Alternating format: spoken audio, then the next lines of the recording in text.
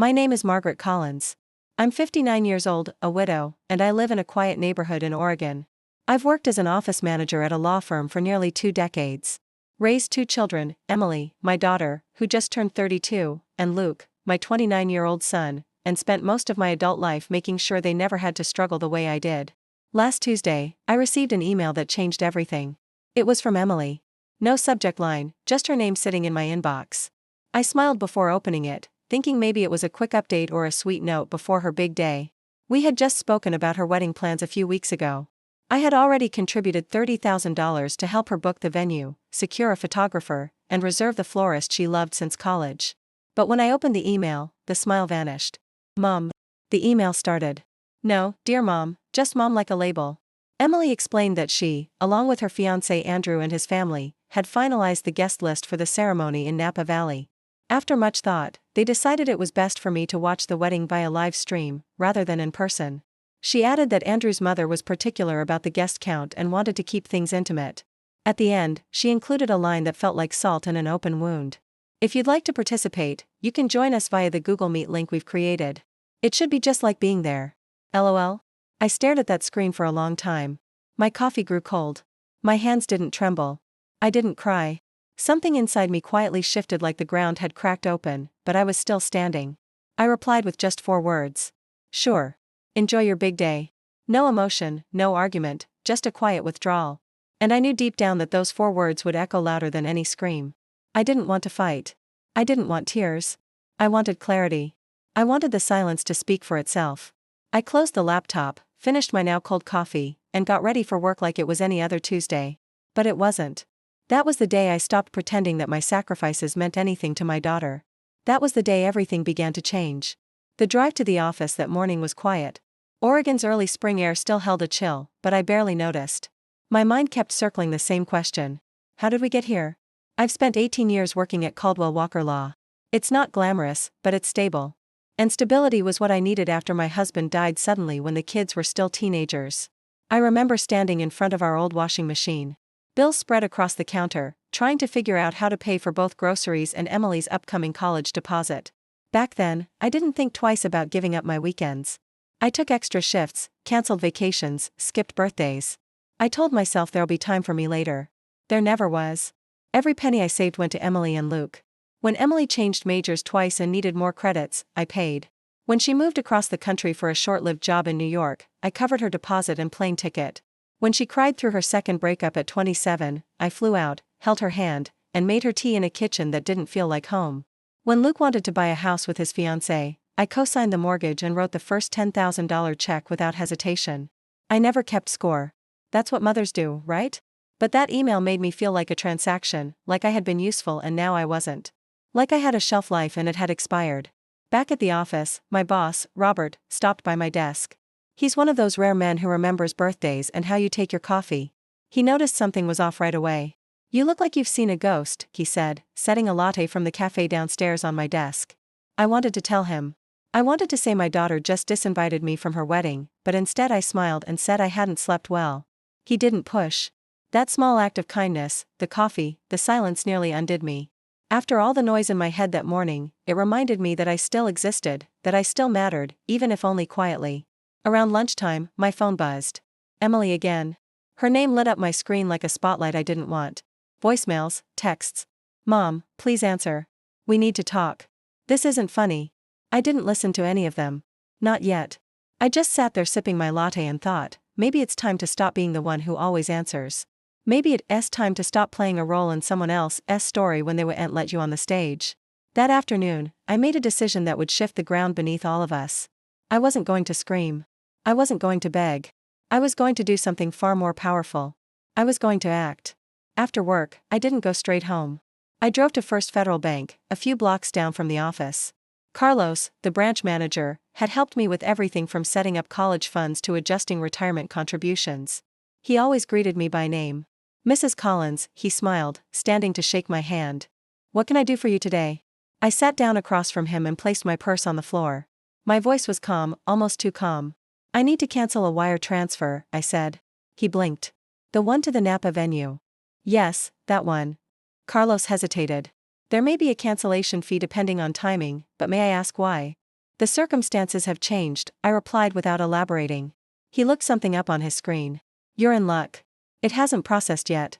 Just in time. He paused, then looked up at me. Are you sure, Mrs. Collins? $50,000 is a significant amount. I nodded. I'm sure. $50,000. That was the amount I had planned to send next on top of the $30,000 already gone. $80,000 total for a wedding I wasn't allowed to attend. I signed the necessary forms and left the bank without a second thought. By the time I got home, there were 9 missed calls from Emily, 2 from Luke. One voicemail simply said, "Mom, please don't do this." I turned off my phone. In the kitchen, I reached for the bottle of red wine I'd been saving for Thanksgiving.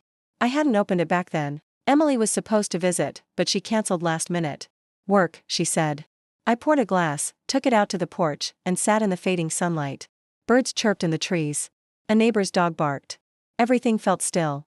And then the memories started coming in waves. All the birthdays I planned alone. All the holiday dinners where I pretended I wasn't waiting for a call that never came. All the small sacrifices that nobody noticed. The new shoes I didn't buy. The car I drove for 14 years. The vacations I postponed. I thought about Andrew's mother. The woman who barely knew Emily. Yet her opinion carried more weight than mine. The woman whose idea of family meant excluding the one person who had carried Emily through every hard season of her life. I thought about the way Emily signed off her email with LOL as if watching your own daughter's wedding through a screen was a joke. And finally, I thought about myself, not as a mother, not as a widow, but as a woman. What did I want? Peace, dignity, a life that didn't revolve around being useful to people who only showed up when they needed something. That night, around 9 p.m., the doorbell rang. I thought about ignoring it, but curiosity got the better of me. It was Luke, still in his office clothes, tie loosened, sleeves rolled up. He looked uncomfortable, holding his phone in one hand like a shield. "Mom," he said, stepping inside before I could speak. "Why aren't you answering your phone? Emily's freaking out." I shut the door calmly. "Hello to you, too." He sighed, already pacing. "She says you're not coming to the wedding now. That you're being difficult." I laughed. Difficult? For not attending a wedding I was uninvited from. He shifted uncomfortably. "Andrew's parents are footing most of the bill, Mom. You know how traditional they are." I raised an eyebrow. Traditional. I already paid $30,000. I was about to give $50,000 more. That's not tradition. That's a B. He froze. "Wait, you were sending another 50? Was I said, sipping my wine, but not anymore. Luke's face went pale. "Mom, they're counting on that. The venue, the food, the not my problem anymore," I said evenly. His voice rose. "Of course, it's your problem. She's your daughter and I'm her mother," I said quietly. A mother who was told to stay home and watch from a screen.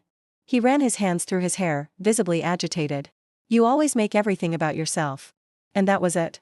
That was the moment something inside me finally gave way. "Get out of my house." "What?" "You heard me, Luke. Get out, Mom." "No," I said, firm but soft. "I've given everything I had and I'm done being the villain in a story I wrote with love." Luke stood there for a second longer. Then turned and walked out. The door clicked behind him quietly, but it felt louder than any slam. I stood in the middle of my living room, heart pounding, and realized something startling. I didn't feel guilty. I felt free. The next morning, I woke up to 43 missed calls and a string of frantic messages from Emily. They started with passive-aggressive guilt. "Mom, we need to talk." "Why are you doing this? This is childish." Then the tone shifted. "The venue just called. The payment didn't go through. We're going to lose everything if we don't pay by tomorrow. Andrew's parents are furious. They said this proves they were right about you." At 3:24 a.m., she sent, "I don't understand why you're doing this to me." I smiled into my coffee. Of course, she didn't understand. Emily had grown up with my sacrifices woven so tightly into her life that she never stopped to question where the comfort came from, the security, the stability. She just assumed it would always be there, that I would always be there. But not this time. Later that morning, while I was reviewing contracts at my desk, an email popped up in my personal inbox. The subject line read, "Please don't ruin my wedding." I opened it without expectation. "Mom," she wrote, "I know you're upset about the live stream situation, but this is extreme. We've lost the venue deposit, and if we don't pay the remaining balance by end of day Paris time, the caterer walks. Andrew's parents are beyond upset. They're saying this proves you can't be reasoned with. Please don't do this. We can talk about you attending the ceremony, but we need the funds first." There it was. They were willing to talk about letting me attend now that the money was gone. Not an apology, not a reflection. A negotiation. As if my presence at my own daughter's wedding could be bartered, bought, or sold depending on how generous I was feeling. I didn't respond. I closed the email and turned back to my work. Around noon, Robert stopped by my desk. Lunch, he offered. That new Italian place just opened. I almost declined as I usually did. But something in me shifted. Maybe it was the clarity of the past 24 hours. Maybe I just needed to sit somewhere that didn't ask anything from me. So, I nodded. I'd like that. Over pasta. He told me about his grandkids and how exhausting but beautiful it was to chase after them. His eyes were soft. Real? He paused and said gently, "Forgive me, Margaret, but you seem lighter today." I surprised myself.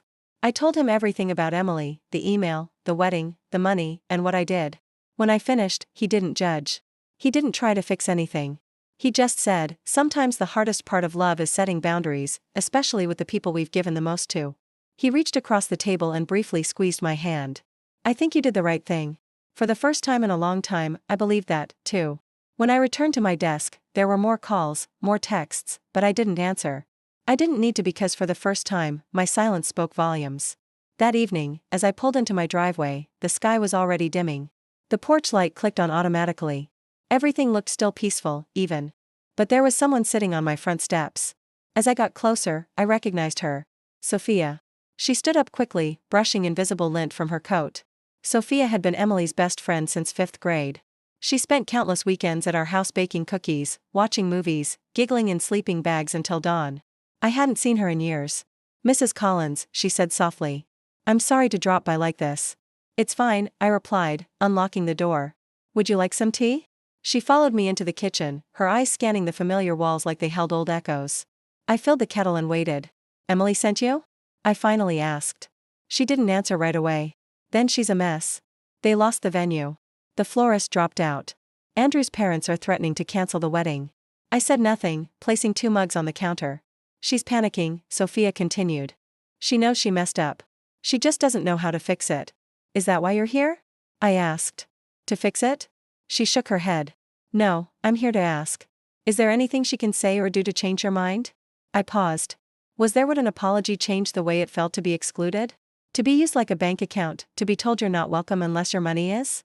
I looked at Sophia, still young, still hopeful. "No," I said quietly. "There isn't." Her shoulder sagged, "Not even if she apologizes." I handed her a mug of tea. "Words are easy, Sophia, especially when people are desperate.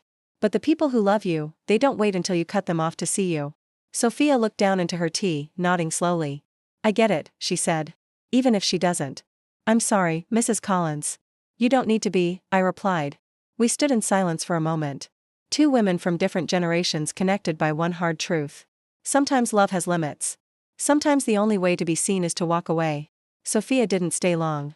She didn't try to argue. She just thanked me, hugged me gently, and walked back into the night. And I finally closed the door on a version of myself I had long outgrown.